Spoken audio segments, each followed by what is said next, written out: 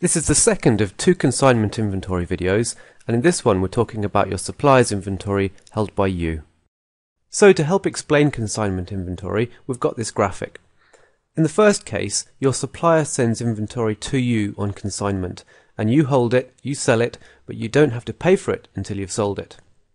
The second case is where you send inventory to your customer on consignment. So you own it, and you don't actually charge them for it until they've sold it. Consignment inventory can exist alongside standard inventory. So here, for example, alongside your consignment inventory you've got from one supplier, you can have standard inventory that you've purchased normally from another supplier. If you're sending inventory on consignment to your customer, this is typically going to be things that you've either manufactured or you've bought from another supplier. In this video, we're going to look at the blue scenario, where your supplier sends you their inventory and you don't have to pay for it until you've sold it. You have to receive your supplier's inventory into stock so that you can show it in your sales channels, but how you show that in your Brightpearl system can be done in two different ways. The first one is to show your supplier's inventory but with no asset value, and this means that the balance sheet does not show the value of any inventory, but it also means that the cost of goods is not linked to the sales orders or the sales channel when you sell those goods.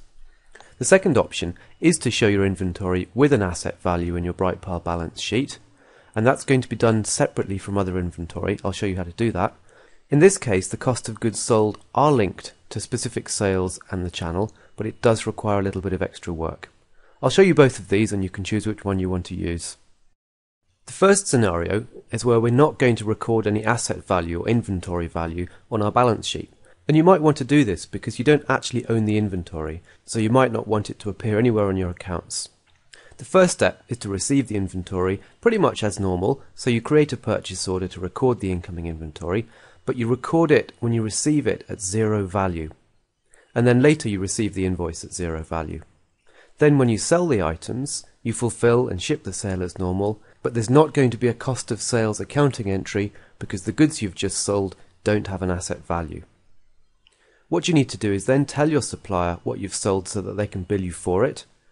You enter a second purchase order using miscellaneous items so it doesn't affect your inventory levels, and then receive the actual invoice against the purchase order. That's going to put the cost of those goods directly into the profit and loss report. So let's see how this works. The goods arrive from our consignment supplier, so we put them on a purchase order, but we need to make sure that the price we use on the purchase order is zero. When we're ready to receive them into stock, we simply receive inventory. We can ignore this warning at the top about zero cost value, and again the warning that happens when we click submit. The purchase order is received, and now our system is showing 10 of these hiking trousers in stock.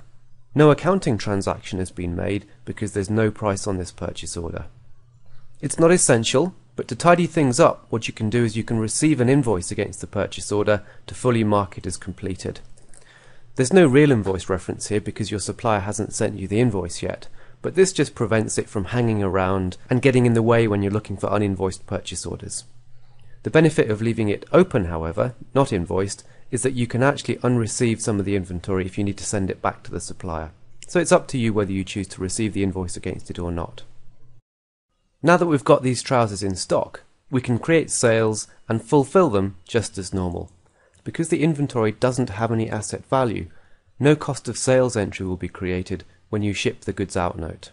On the inventory audit trail, which is the report that shows you all inbound and outbound goods, you can see here that the hiking trousers have come in at zero value and gone out at zero value.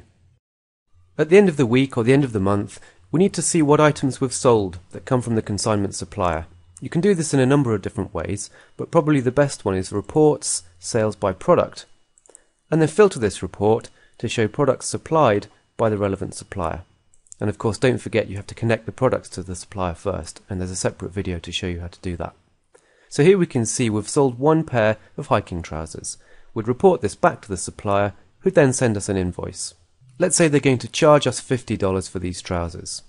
You could either enter that $50 as a vendor bill, which is a quick way of creating an accounting transaction for a supplier, and here we'd search for the consignment supplier by name, put some information into the details box, and put any amounts into the boxes here. Choose cost of sales account. That then goes onto your profit and loss report. Alternatively, you could create a new purchase order for the consignment supplier, but just type in the details here, rather than add the inventory item.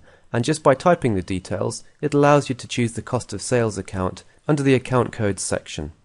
Here's where you can actually receive the real invoice that you've been sent against this purchase order. That's now completed that purchase order, and we can see the cost of sale on the profit and loss report or the income statement. So here's the $99 from the sales invoice, and here's the $50 from cost of goods sold, which has come from the purchase order. So whilst the sales invoice is connected to the sales channel, this cost of sales transaction is not. So if you did choose to filter this income statement by channel, you'd only get the revenue showing. In the second approach, we're going to record the asset value of the inventory when we first receive it on the purchase order. But what we want to do is we want to make sure that our balance sheet and our profit and loss record this asset differently from our standard inventory, because we don't actually own it in the same kind of way. So we'll create product nominal codes to identify them. We'll create the purchase order, record the incoming inventory, receive the inventory with the cost price, but this time we won't receive the invoice against that purchase order yet.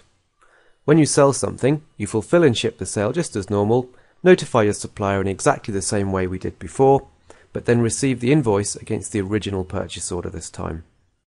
With this approach, we need to set up our product with the right account codes or the right nominal codes.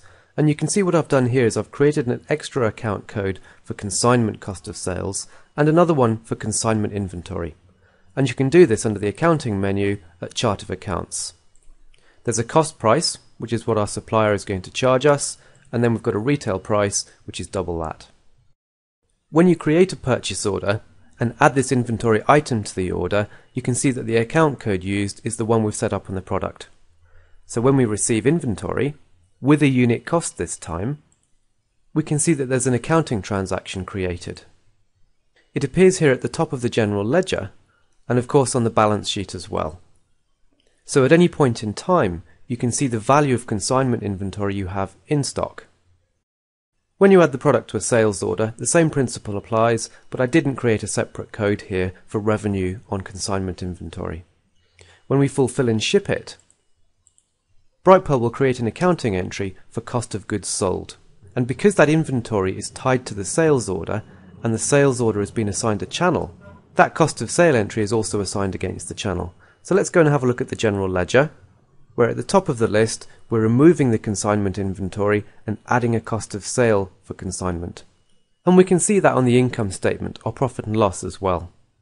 So here we've just recorded a $20 cost of sales on the consignment code. And if I filtered my profit and loss report or income statement to that specific channel, you can see that the cost of sale is associated with that channel. I've not yet invoiced the sale, so there's no revenue yet.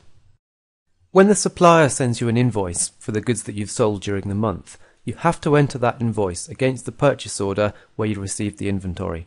And that's because you received the inventory at a value. So let's say we've received 10 at the beginning of the month, but we only sold 2. Therefore the invoice is only going to be 2 times 20, a $40 invoice. I can't reduce the quantity on the purchase order to below that we've received. So what I need to do is edit the quantity received. Just click that. Choose the row that relates to the purchase order and then update the quantity. Remove the quantity that you still have in stock because we're going to re-receive this onto a new purchase order. This will reverse out the accounting entry for those goods received. It'll allow us to drop the quantity on the purchase order to the quantity that we've actually sold and the quantity we're being invoiced for, save changes, and then receive the purchase invoice, which is going to match the amount on the purchase order, in our case $40. Put the invoice reference in and receive. And then finally, we mustn't forget to put those 8 items back into stock with a new purchase order, just like we did before. And you can see that it's going into the inventory consignment code, and we need to use the price from the cost price list. Whilst this second method gives us more accurate accounting at the channel reporting level and the sales reporting level, it does mean that your accounts show asset value for inventory that you don't actually own. The best thing to do is check with your accountant to see which of these two techniques is best for you.